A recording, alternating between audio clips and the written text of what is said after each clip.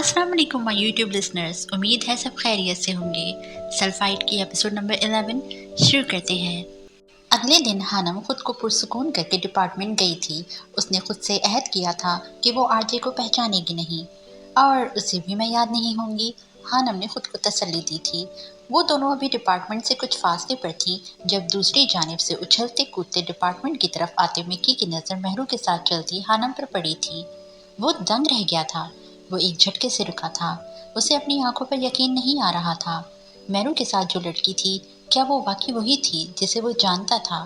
वो 100% वही थी। हानि, मिकी ने ज़ेरे लब दोहराया था। उसने कभी ख्वाब में भी नहीं सोचा था कि वो हानि को यूं अपने सामने देखेगा। मिकी! मैरू की आवाज़ पर उसका सकता टूटा था। मिकी हानम को अपने साथ लिए उसकी तरफ बढ़ रही थी। कहाँ गुम हुए हो तुम मिकी? इससे मिलो, ये मेरी सबसे प्यारी दोस्त है उम्मे हानम उर्फ हानि। असल झटका मिकी को अब लगा था। उसे महसूस हुआ था कि उसके कानों ने कुछ गलत सुना हो। उम्मे हानम, ये नाम वो कितनी मर्तबा आरजे के मुंह से सुन चुका था। उसके फरिश्तों को भी खबर नहीं थी कि हानि ही उम्मे हानम थी। और हानि, ये मेरा कज़न है मुस्तकीम उर्फ मिक्की। सब इसे मिक्की ही बुलाते हैं। अस्सलाम वालेकुम। हानम ने मुस्कुराकर सलाम किया था। उसे वो लड़का हुलिये से थोड़ा अजीब लगा था।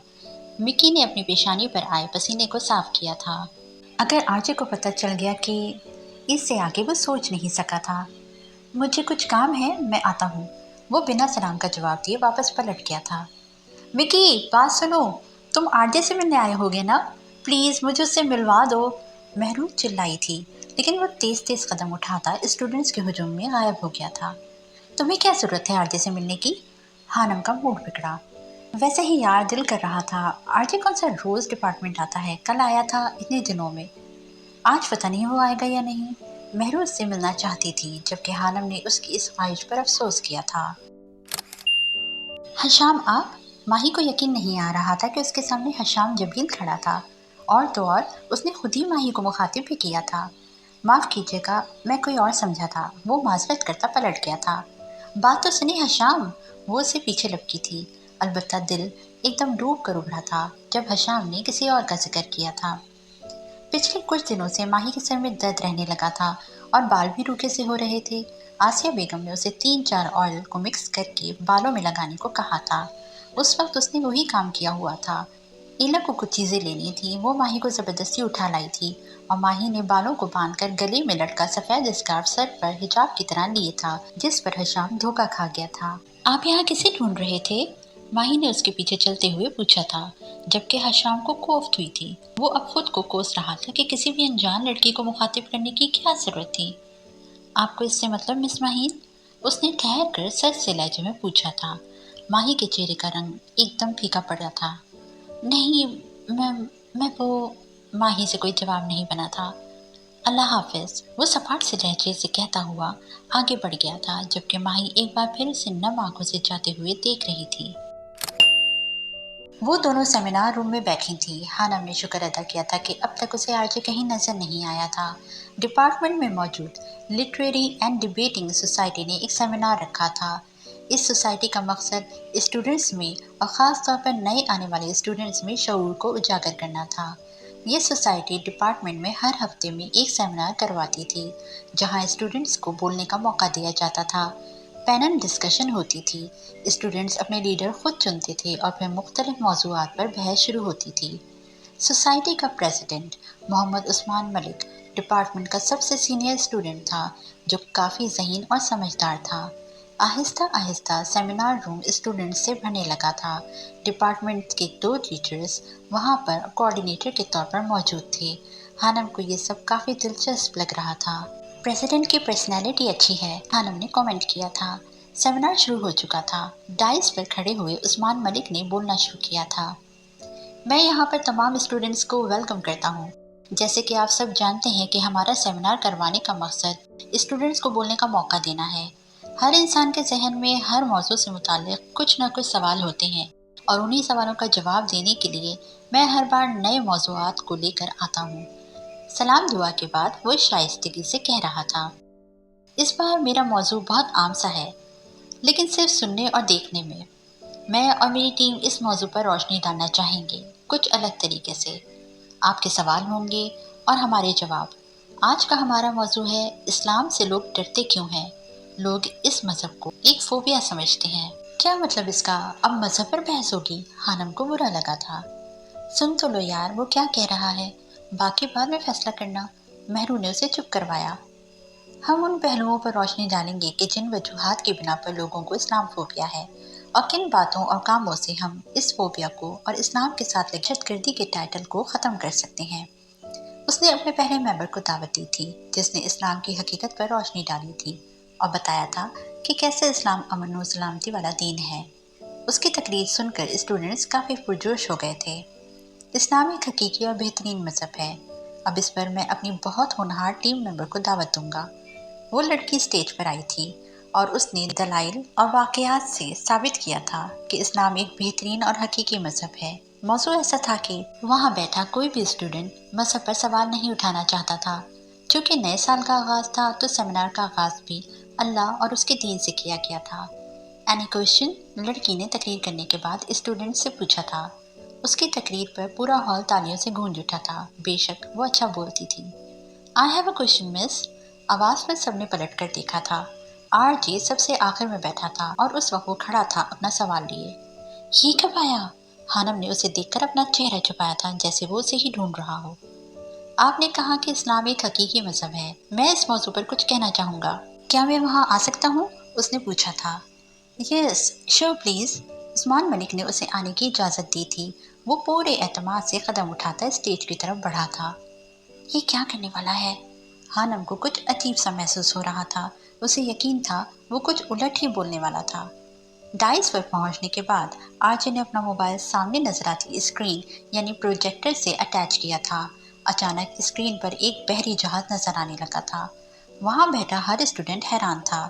سب دلچسپی سے اسے دیکھ رہے تھے۔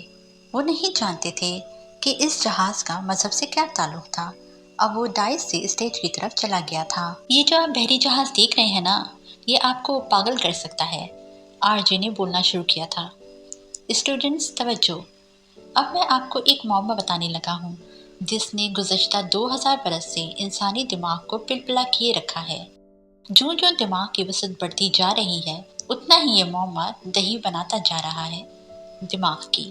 آپ بھی سنیے اور دماغ کے پیچ ڈھیلے کیجیے۔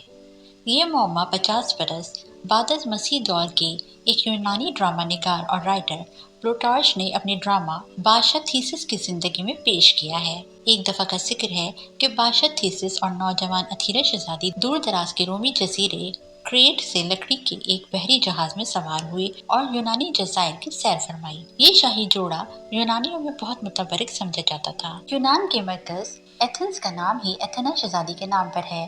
بعد میں رفتہ رفتہ ایتھنز کے باسیوں نے اس تاریخی جہاز کو تھیسس کا جہاز نام دے کر تبرک کے طور پر اپنی بندرگاہ میں کھڑا کر لیا۔ یہاں تک کہ 250 برس بیت گئے اور بادشاہ ڈیمیریس کا دور آ گیا۔ اس دوران جیسے جیسے اور جہاں جہاز کی لکڑی شکستہ ہوتی گئی اس کی جگہ نئی لکڑی لگا کر جہاز کو درست کر لیا جاتا۔ کچھ عرصے بعد پورے جہاز میں کوئی حصہ بھی ایسا نہ رہا جو تبدیل نہ ہو گیا ہو۔ اس زمانے کے فلاسفروں نے اس جہاز کے متعلق عجیب خیالات رکھنے شروع کر دیے۔ کچھ فلاسفرز کہتے تھے چونکہ پورا جہاز بدل چکا ہے اس لیے اب یہ متبرک جہاز نہیں رہا۔ کچھ نے کہا کہ ان تبدیلیوں کے بعد بھی یہ وہی جہاز ہے۔ وہ ایک پل کے لیے خاموش ہوا تھا اور پھر بولنا شروع کیا تھا۔ تو اسٹوڈنٹس، پلوٹارش پوچھتا ہے کہ آپ کا کیا خیال ہے؟ یقیناً آپ میں سے زیادہ تر یہی سوچیں گے کہ یہ عین وہی جہاز ہے۔ اگر ایسا ہے تو آگے سنیے۔ صدیوں بعد 16ویں صدی میں تھامس نے اس معمے پر کام کرنا شروع کیا۔ اس نے حل دینے کے بجائے جان بوجھ کر معمہ مزید پیچیدہ کر دیا۔ پہلے تو کچھ بھی رائے رکھ سکتے تھے مگر اب جو بھی رائے رکھیں گے ہر صورت میں نتائج سنگین ہو سکتے ہیں۔ جیسے اگر کائنات میں ہماری زمین کے علاوہ کہیں اور زندگی بھی ہے تو واہ واہ، اور اگر ہم اکیلے ہیں تو شاید شاوا۔ اس بات پر ہال میں اسٹوڈنٹس کی دھیمی دھیمی ہنسی کی آواز گونج گئی تھی۔ تھامس نے اس معمے میں مزید تفصیل شامل کرتے ہوئے کہا کہ بالفرض اس متبرک جہاز کے پچھلے تمام تختے اور جو بھی تبدیل کیا گیا تھا ان سے جہاز دوبارہ بنا کر بندرگاہ میں کھڑا کر دیا جائے تو اب آپ کے پاس 2 جہاز ہو گئے، ایک تبدیلیوں میں سے گزرا ہوا جہاز اور ایک اصل لکڑی سے بنا ہوا۔ سوال پیدا ہوتا ہے کہ ان میں سے تھیسس کا جہاز کون سا ہے؟ وہ ایک बार फिर खामोश हुआ था। हनम आंखें सुकेड़े और कान खोले उसे सुन रही थी। वो काफी दिलचस्प बातें कर रहा था। स्टूडेंट्स के जहन में खलबली सी मच गई थी। प्लूटोर्च से पहले हेराक्लिटस और प्लूटो भी इसी किस्म के सवाल पूछ चुके थे। उन्होंने पूछा था कि एक लकड़हारे ने अपने कुल्हाड़े का दस्ता तब्दील करवाया। कुछ अरसे बाद दस्ते में लोहे की तेज धार तब्दील करवा ली। क्या वो कुल्हाड़ा वही है या कोई और हो चुका है? थॉमस ने यहाँ भी पंगा लिया और पूछा कि कुल्हाड़े के कदीम पुर्जों को जोड़कर अगर कुल्हाड़ा बना लिया जाए तो अब दो कुल्हाड़े हो गए। सवाल ये है कि असली वाला कुल्हाड़ा कौन सा है? हॉल में गहरी खामोशी छाई थी। पहले वाला कुल्हाड़ा असली है। जिस लड़की ने तकरीर की थी उसने बिला इख्तियार ही जवाब दिया था। नहीं, बाद वाला असली होगा, एक स्टूडेंट ने हॉल से जवाब दिया था और लड़की की नफी की थी। आर्य के चेहरे पर मुस्कुराहट फैल गई थी। एक दिलचस्प खेल का आगाज हुआ था। इस फलसफियाना मौमे का साइड इफेक्ट अभी कुछ अर्से पहले एक कानूनी जंगी सूरत में नजर आया था। तफसील के मुताबिक 1854 में अमरीकी जंगी जहाज USS कॉन्स्टेलेशन बनाया गया और उसने 100 बरस अमेरिका की सर्विस की। रफ्ता रफ्ता उसके हिस्से तब्दील होते गए। तब उसे हेल्मोटोर के अजायब घर में मुंतकिल कर दिया गया। 1990 में इस जहाज के कदीम हिस्सों को जोड़कर जहाज दोबारा तख्लीक कर लिया गया। तारीख दानों ने केस दायर कर दिया कि तब्दीलियों में से गुजरा हुआ जहाज ही असली है। पुरानी नपी वाले जहाज को USS कॉन्स्टेलेशन ना कहा जाए। ये केस 2004 तक भी ना हल हो सका। अब जब भी कोई अफसर रिटायर होता है और नया अफसर आता है, वो अपनी मर्जी से किसी एक जहाज को असल मान लेता है, तब उसके खिलाफ हस्ब ज़ायका साजिशें शुरू हो जाती हैं। जापान में शिव मज़हब की इबादत गाहें मजहबी रसूम के सिलसिले में हर 20 बरस बाद दोबारा तामीर होती हैं, मगर फिर भी उन्हें कदीम इबादत गाहें कहा जाता है। एक इबादत गाह 62 बार तामीर नौ से गुजरी, फिर भी वो कदीम कहलाती है, जबकि दूसरे मज़ाहिब के लोग इन शिव इबादत गाहों की कदामत को तस्लीम नहीं करते। हेराक्लिटस ने इस मौमे का हल पेश करते हुए कहा था कि जब तुम दरिया में कदम रखते हो तो हर लम्हा ना वो दरिया रहता है और ना ही तुम, लेकिन इस तब्दीली से शनाख्त नहीं बदल जाती। थॉमस ने एतराज़ किया कि भैया, दरिया में सिर्फ पानी बदलता है, किनारे नहीं बदलते, इसलिए दरिया की मिसाल गलत है। हर दौर में मुख्तलिफ फ़लसफ़ियों ने इस मौमे का हल पेश किया है, मगर इन तशरीहात में नकाइस हमेशा मौजूद रहे। हर हल अपने आप को गलत साबित कर देता है। ये सब फ़िलासफ़ियों का ख्याल था। अब आते हैं साइंस की तरफ। कुछ पल खामोश होने के बाद वो दोबारा बोलना शुरू हुआ। आज 21वीं सदी में भी ये मौमा जूं का तो मौजूद है और कई अशकाल में सामने आया है। बिलफर्ज एक इंसान के जिस्म के तमाम अज़लात रफ्ता रफ्ता ट्रांसप्लांट हो जाते हैं, दिल और दिमाग समेत। तब उस इंसान की असल शनाख्त क्या होगी? अभी ऐसा मुकम्मल तौर पर हुआ तो नहीं, मगर मुस्तकबिल करीब में होने लग जाएगा। हर 5 से 7 बरस के अंदर इंसान में मौजूद तमाम एटम नए एटमों में तब्दील हो चुके होते हैं। इस दौरान शक्ल सूरत और जिस्म भी बदल जाता है। पैदाइश से लेकर बुढ़ापे तक इंसान कई बार बदलता है। जो एटम बराह रास्त हवा में झड़ जाते हैं, वो किसी न किसी सूरत किसी और इंसान के जिस्म में शामिल हो जाते हैं। यानी आपके जिस्म में चंद अरब एटम शायद अल्लामा इकबाल के हों, कुछ एटम कायदे आज़म के होंगे, कुछ हिटलर के और कुछ गौतम बुद्ध के भी होंगे। आपके अपने एटम भी दूसरे मुतल्लिका या गैर मुतल्लिका इंसानों में होंगे। कह सकते हैं कि आपकी बेशुमार लाशें इस वक्त आपके जिस्म से बाहर किसी न किसी सूरत में मौजूद हैं। मेरा ख्याल है कि पेनाडोल खा लें। यानी दरिया तो बदलता ही है, तुम ज़्यादा बदल जाते हो, बल्कि बिल्कुल नए जिस्म के मालिक हो जाते हो। तो सवाल पैदा होता है कि असली वाले आप कौन हैं? हर इंसान में उसका अपना जिस्म तो मौजूद ही नहीं, दूसरे जिंदा मुर्दा इंसानों से उधार लिया हुआ है। उसने स्टूडेंट से सवाल किया, लेकिन किसी के पास जवाब नहीं था। यही थीसिस के जहाज वाला मौमा है जो खुद तब्दीली से नहीं गुजर रहा। जूं का तो वहीं खड़ा है। वो इस स्टेज पर कभी दाएं तो कभी बाएं चल रहा था। तो ये था थीसिस के जहाज का मौमा जो 7 समंदर अबूर करता है और ज़्यादातर लाजवाब रहता है। अब आप मुझे बताएं मिस कि आपने कहा इस्लाम हकीकी मज़हब है। जब से दुनिया बनी है बहुत से मज़ाहिब गुजरे हैं। आपके खुदा ने 4 पैगंबरों पर किताबें नाजिल की हैं और आखिर में कुरान नाजिल किया और इस्लाम को हकीकी मज़हब करार दे दिया गया। यानी इबादत खुदा की ही करनी थी सभी मज़ाहिब में। तो قدیم مذاہب بہت سی تبدیلیوں میں سے گزر کر موجودہ دور تک پہنچتے ہیں۔ سوال یہ ہے کہ مذہب کی اول ساخت پر اصرار کیا جائے یا تبدیلیوں میں سے گزرے مذہب پر اعتماد کیا جائے۔ آپ نے کہا تھا کہ پہلے والا کلہڑا اصلی تھا، اور آپ اپنی تقریر میں کہہ رہی ہیں کہ بعد میں آنے والا اسلام حقیقی مذہب ہے، اس سے پہلے والے نہیں۔ میرا آپ سے سوال ہے مس کہ اگر کلہڑا پہلے والا اصلی اور حقیقی تھا تو تبدیلیوں سے گزر کر آخر میں آنے والا مذہب اسلام حقیقی کیسے ہو سکتا ہے؟ آر جے نے لڑکی کی طرف رخ کر کے پوچھا تھا۔ لڑکی سمیت پورے ہال کو صاف سونگ گیا تھا۔ وہاں بیٹھے کسی شخص نے گمان نہیں کیا تھا کہ وہ انہی کے موضوع میں بری طرح پھنسا دے گا۔ ہانم کا منہ حیرت سے کھل گیا تھا۔ وہ جانتی نہیں تھی کہ آر جے کیا چیز تھا۔ کیا وہ اتنی گہرائی میں جاتا تھا چیزوں کو لے کر؟ اسے اپنے دماغ میں درد کی ایک ٹیز اٹھتی محسوس ہوئی تھی۔ یہ لوگوں کو گمراہ کرنا چاہتا ہے، ہانم نے غصے سے پاس بیٹھے مہرو کے کان میں کہا تھا۔ آر جے کو لاکھوں لوگ جانتے تھے، اور لاکھوں لوگ یہ بھی جانتے تھے کہ وہ ملحد تھا، اس کا کسی مذہب سے تعلق نہیں تھا، لیکن لوگ یہ نہیں جانتے تھے کہ اس کا تعلق سید خاندان سے تھا۔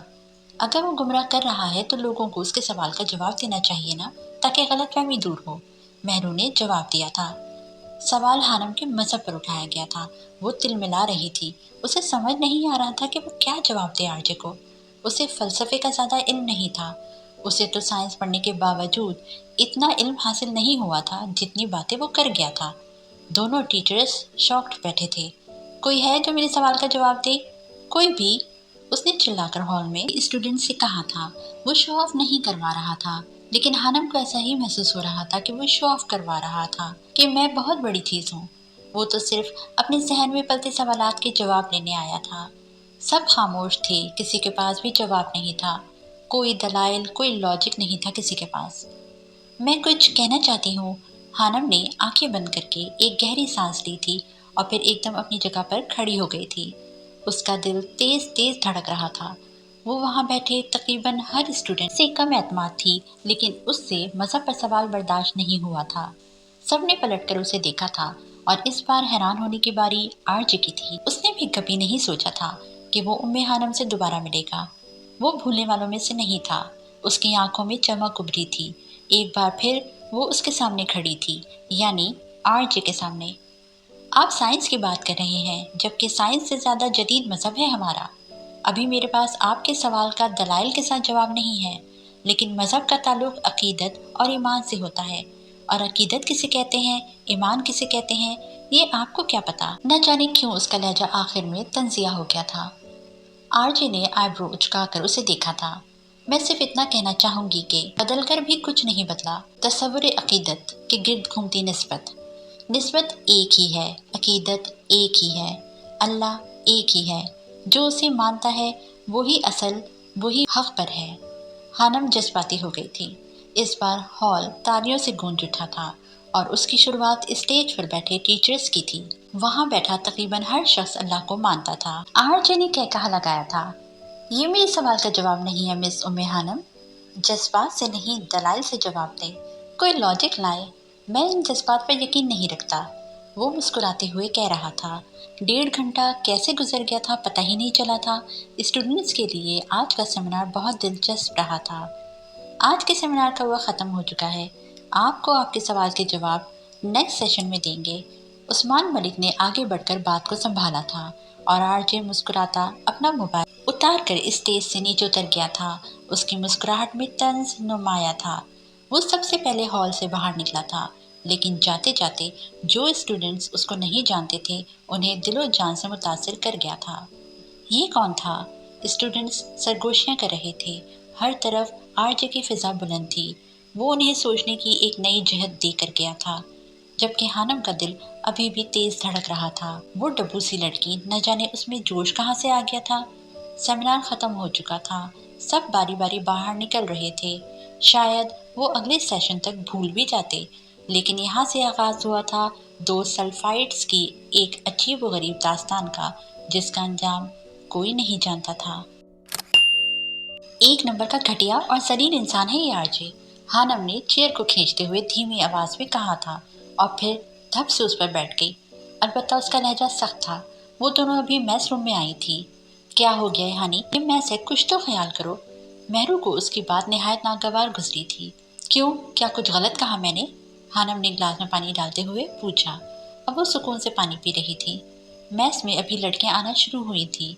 उनके टेबल पर सिर्फ वो दोनों बैठी थी। क्या आरजे ने तुम्हें कभी फ़ोन किया? क्या उसने तुम्हें कभी तंग किया? महरू ने पूछा था। नहीं, हानम ने बेख्याली में गिलास रखते हुए जवाब दिया। क्या उसने तुम्हें कभी छेड़ा? नहीं। क्या उसने तुम्हें कभी हैरास करने की कोशिश की?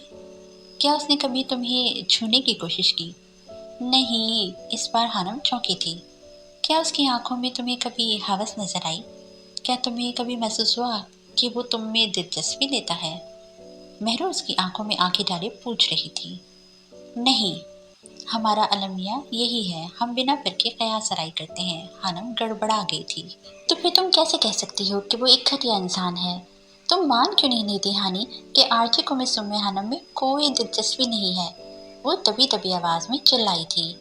पता है, पिछले कई महीनों से उसका कोई अफेयर मंजर आम पर नहीं आया। सोशल मीडिया पर किसी ने उससे पूछा था कि आरजे कोई नई गर्लफ्रेंड नहीं बनाई, और जानती हो आरजे ने क्या ट्वीट किया था? उसकी बात पर हानम ने उसे सवालिया नजरों से देखा था। उसने जवाब दिया था कि औरत जात से उसका दिल भर चुका है। स्ट्रेंज, 21 साल की उम्र में एक लड़के का औरत जात से दिल भर चुका है, और तुम पता नहीं क्या समझती हो उसे। महरू का मूड बिगड़ चुका था। एक पल के लिए हानम लाजवाब हो गई थी। वो अपनी सोच, अपने अमल और रद्द अमल हर चीज से लोगों को चौंका देता है। बस इसीलिए तुम्हें बुरा लगता है। अगर तुम गौर करोगी तो वो तुम्हें एक दिलचस्प और अजीब व गरीब मखलूक मालूम होगा। और आज तुमने देखा नहीं, उसने कैसे सबको लाजवाब कर दिया था। अलबत्ता तुमने भी अच्छा जवाब दिया था। औरत जात से दिल एक घटिया इंसान का ही भरता है ना महरू, और मुझे वो इसलिए बुरा लगता है कि वो एक मुल्हिद है। हानम ने जवाब दिया था। तो यार ये उसका मसला है ना।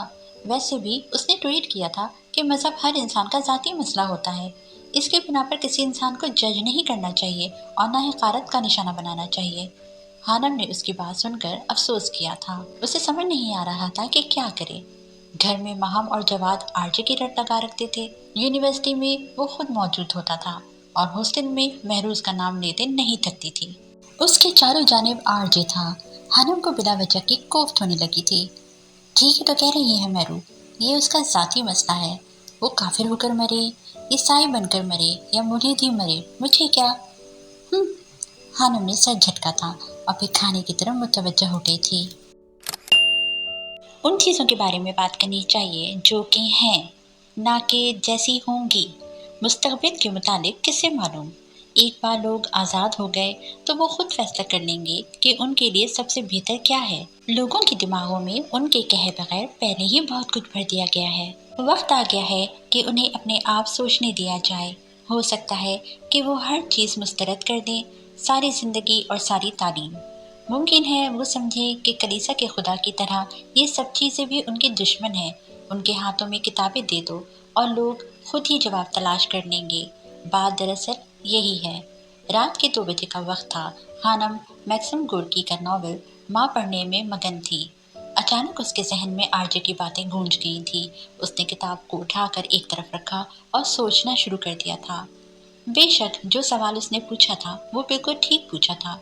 अगर उसकी जगह कोई ईसाई और यहूदी या कोई और सवाल करता तो ऐसे ही करता। लेकिन सवाल ये पैदा होता है कि उसे कैसे मुत्तफिक किया जाए। आरजे कुरान और हदीस से दिए गए दलाइल पर यकीन नहीं करने वाला। उसे उसी के अंदाज में जवाब देना होगा। मैंने जज्बात में आकर उसे जवाब देने का कह तो दिया है, लेकिन मैं कैसे दूंगी? या अल्लाह मेरी मदद करना। उसकी सोच के धारे मुख्तलिफ सिमतों में बह रही थी। अल्लाह जाने ये शख्स इतना ज़हीन क्यों है, इतना दिमाग कहाँ से आया है इसके पास। हानम बड़बड़ाते हुए लेट गई थी। उसने महरू की तरफ देखा था जो कब से सो गई थी, और फिर मोबाइल उठाकर उस पर लगे वॉलपेपर को। आसिया बेगम और हमदान साहब दोनों एक साथ बैठे थे और बहुत खुश नजर आ रहे थे। आसिया बेगम को खुश देखकर हानम के चेहरे पर मुस्कुराहट फैल गई थी। उसकी माँ खुश और पुरसुकून थी, और यही चीज़ उसे मुतमईन रखे हुए थी। क्या बात है मिक्की, तुम आजकल बड़े खामोश और उलझे हुए हो? आरजे ने मिक्की से सवाल किया था। नहीं, ऐसी बात नहीं है। नाश्ता करता मिक्की उसकी बात सुनकर गड़बड़ा गया था। उसने नजरें चुराई थी। तुम कल क्यों वापस चले आए थे? आरजे की गहरी नजरें मिक्की के चेहरे पर जमी थी। वो बस सर में दर्द था। विकी ने अपनी कनपट्टियों को मसलते हुए जवाब दिया। अच्छा, अब ठीक है? हाँ, अब ठीक है, विकी ने जवाब दिया। चलो अच्छी बात है। आरजे ने मिकी के चेहरे पर जिंदगी में पहली दफा परेशानी देखी थी, लेकिन वो समझने से कासिर था कि मिकी क्या छुपा रहा था। लेकिन आरजे को पूछने में दिलचस्पी नहीं थी। वो जानता था कि मिकी खुद ही बता देगा। उठ जा मेहरू, क्लास का टाइम हो रहा है। हानम मेहरू को उठाने की कोशिश कर रही थी, जो घंटा पहले सोई थी। 12 बज रहे थे। 1 बजे उनकी क्लास शुरू होनी थी। वो उसे उठा रही थी क्योंकि मेहरू उठते उठते वे तैयार होते देर कर देती थी। अगर तुम इस बार नहीं उठी तो मैं अकेली चली जाऊंगी।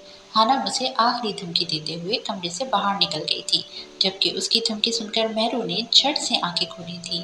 वो अच्छे से जानती थी कि हानम सच में उसे छोड़कर जा सकती थी। क्या मुसीबत है यार, 1 बजे क्लास, कितना गलत वक्त है।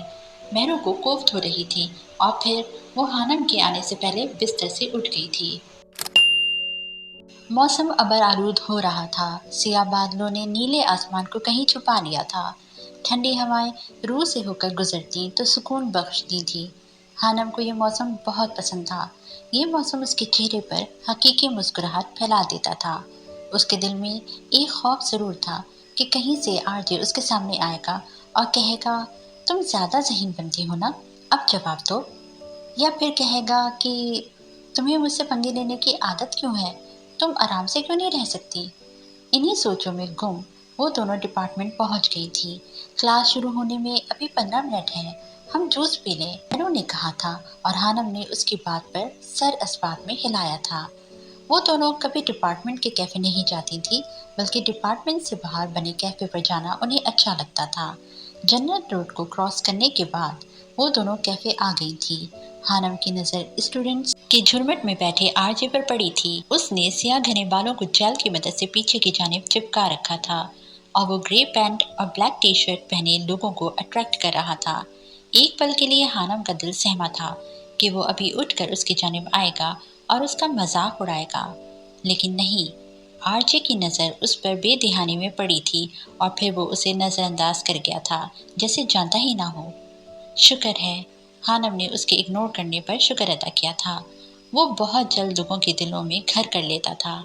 अब तो वैसे भी वो सिंगर था, लोग खुद ब खुद उसकी तरफ माइल होते थे। और आरजे बेध्यानी की नज़र में भी उसे अच्छा खासा नोट कर गया था। वो उस वक्त ब्लैक ट्राउज़र और पीच कलर की शर्ट पहनी हुई थी और पीच कलर के बड़े से दुपट्टे को खुद पर फैला रखा था। वो जब कॉलेज जाती थी तो उसके कपड़े इतने महंगे और ब्रांडेड नहीं होते थे, लेकिन अब वो काफ़ी ब्रांडेड कपड़े पहनना शुरू हो गई थी। उसके चेहरे पर जो सबसे ज़्यादा मुतवज्जो करने वाली चीज़ थी वो उसकी आंखें थी। बड़ी बड़ी ग्रे आंखें। बाएं आंख के बाएं तरफ एक तिल था। जब वो आंखें खोल कर देखती थी तो वो तिल वहाँ से नजर आता था। बिलाशुबा वो खुश शक्ल लड़की थी जिसे मासूम और प्यारी कहा जा सकता था। आरजे ने अभी तक उसकी ठोड़ी यानी चिन पर चमकते उस निशान को नहीं देखा था जो उसे पैदाइशी मिला था, या शायद उसकी आंखों के पास वो खूबसूरती, वो वसत नहीं थी जिससे वो एक चमकती चीज़ को देख सके। मेहरू जूस लेकर आ गई थी। उसका पूरा ग्रुप उठकर चला गया था और वो भी साथ ही गया। हानम ने एक गहरा सांस लिया था। जहाँ वो होता था वहाँ हानम को अनकंफर्टेबल महसूस होता था। उसके जाने के बाद हानम के चेहरे की चमक बढ़ गई थी।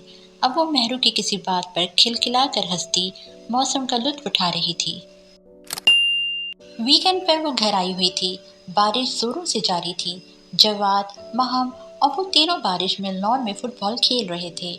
हमदान साहब ऑफिस गए थे। आसिया बेगम अंदर मुलाजिमों के साथ खाना बना रही थी।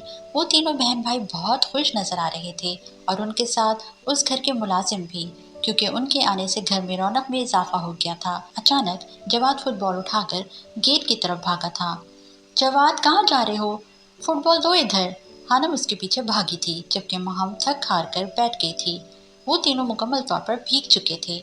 आसिया बेगम उन्हें कितनी बार बुलाने आई थी, लेकिन वो खेलने में मगन थे। जवाद गेट खोलकर बाहर निकल गया था। जवाद, वापस आओ। हानम ने गेट में खड़ी होकर उसे आवाज़ लगाई थी। चिल्लाने की आवाज़ सुनकर दो घर छोड़कर अपने घर के सामने बाइक पर बैठे आरजे ने मुड़कर देखा था। वो गेट से मुंह बाहर निकाले उस लड़के को आवाज़ें लगा रही थी जो उसके पास से गुजरकर आगे भाग गया था। जवाद की नज़र आरजे पर नहीं पड़ी थी। इतनी दूर से भी हानम ने आरजे को देख लिया था। वो एक झटके से अंदर हुई थी और ठा की आवाज़ से गेट बंद किया था।